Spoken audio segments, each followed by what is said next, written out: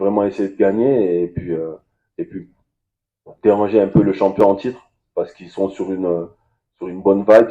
Ils gagnent et ils marquent des buts et ils justifient le statut. Donc nous, si on veut se hisser à ce niveau, on sait ce qu'il nous reste à faire demain, mais euh, tranquille quoi, tranquille. Par rapport aux adversaires, ben, les adversaires, eux, ils envoient un message. Ils envoient un message clair. Ils sont pas venus blaguer.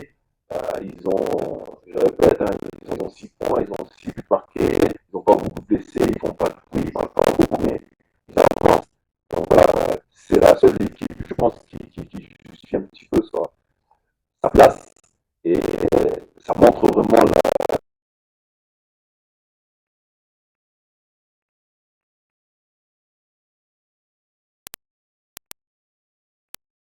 moi, je dis simplement on a nos 4 points, qu'on est très content et on va affronter le champion au titre. Je vous dis, on a beaucoup de respect pour le Sénégal, mais après, une fois qu'on va être sur le terrain, on sait pourquoi on joue. Et comme j'ai dit, on préfère venir dans ce match avec nos 4 points qu'avec 2 ou voire un. Donc, c'est un match très ouvert. Ils vont pas jouer défensif, ils vont pas chercher à faire match nul, on le sait, et ils ont une grosse force de frappe, on les connaît bien. Donc voilà, on va se poser et j'espère que ce sera une fête de fair play, parce qu'on est des pays frères, donc on va essayer de donner une très belle image. Et pour nous, la bonne image, ce serait bien évidemment de les battre. Donc c'est ça que je dis, et puis c'est tout. Je sais pas si c'est mon management, mais quand on fait une liste des 25, on pense à tout. On coche pas 25 noms comme ça bêtement. Donc on réfléchit, je suis avec un staff et on choisit les gars qui vont bien ensemble. Je crois que ça fait 2 ans que je répète la même chose pour ceux qui sont en Guinée. Et les faits ont fait que on a eu des blessés, on a eu des méformes, on a une préparation longue et dure.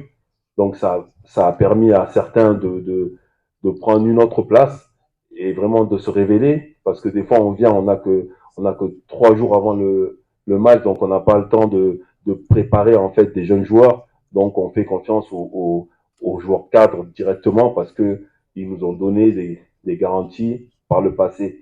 Mais là, le stage a montré d'autres choses et les jeunes ont pris le pouvoir un petit peu. Donc nous, ça nous permet d'être fort de certains choix.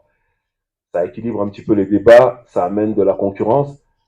Et puis pour le moment, ça marche. Donc voilà, on va garder la tête froide parce que, vous savez, nous dans ce pays, on monte vite et on descend vite aussi. Donc nous, on est obligé de bien faire attention.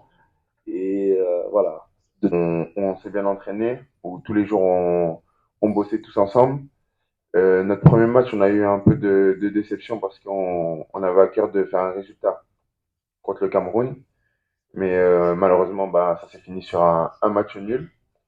Le match de la Gambie, on a réussi à le gagner. Donc l'équipe a pu célébrer en zone mixte. Je pense que c'était pour un peu relâcher la pression.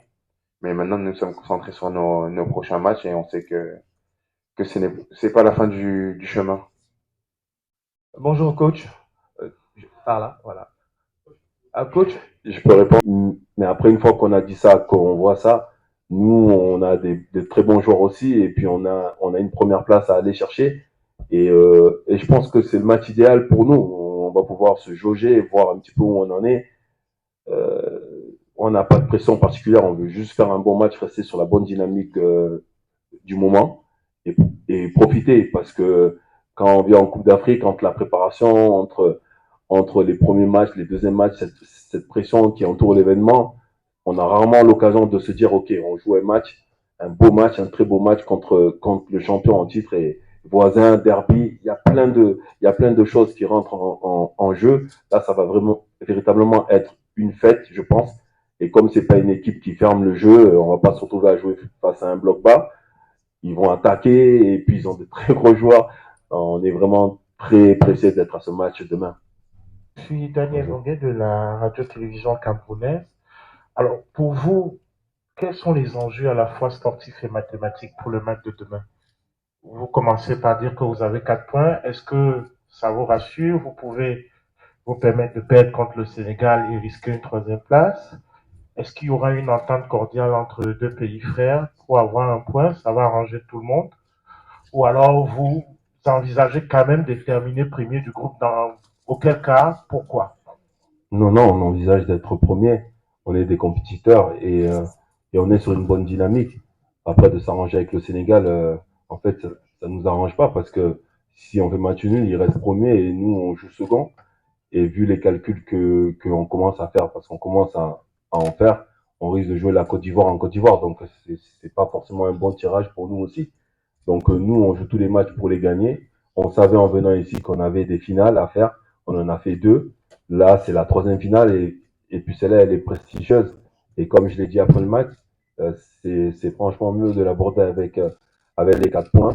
Ça enlève un petit peu de pression, mais bon, on pourra aussi se jauger un petit peu parce que c'est le champion d'Afrique. Ils ont bien démarré, ils ont 6 points, ils ont 6 buts marqués, donc ils sont au top, j'ai envie de dire. Donc voilà, pour nous, ça permettra de nous étalonner un petit peu. Bonjour coach, par ici je suis un peu dans le coin. Bonjour. Karim Baldé pour RTL France. Bravo pour votre parcours déjà pour l'instant dans cette Cannes 2023. Vous faites partie des 11 entraîneurs français ou binationaux français dans, le pays, dans cette Coupe d'Afrique des Nations. Comment expliquez-vous justement cette présence massive de techniciens, entre guillemets, enfin de techniciens français tout simplement dans cette compétition? Ben, français, moi je suis guinéen, je veux dire, après, je sais pas après, je sais pas qui est là, et franchement, je m'en occupe pas trop, quoi. Je pense que chacun doit faire son chemin. Nous, comme je le dis, on a nos 4 points. C'est vrai, c'est bien, mais c'est pas assez. Et puis, ce serait bête de notre part d'essayer de faire des calculs maintenant. On joue tous les matchs pour les gagner. Et on sait très bien que si on gagne, on sera premier, on déménagera pas. Enfin, il y a plein de petites choses. On jouera un éventuel troisième. Donc voilà, il y a plein de choses qui sont bonnes si on arrive à gagner ce match. Je sais pas si c'est mon management, mais quand on fait une liste des 25, on pense à tout.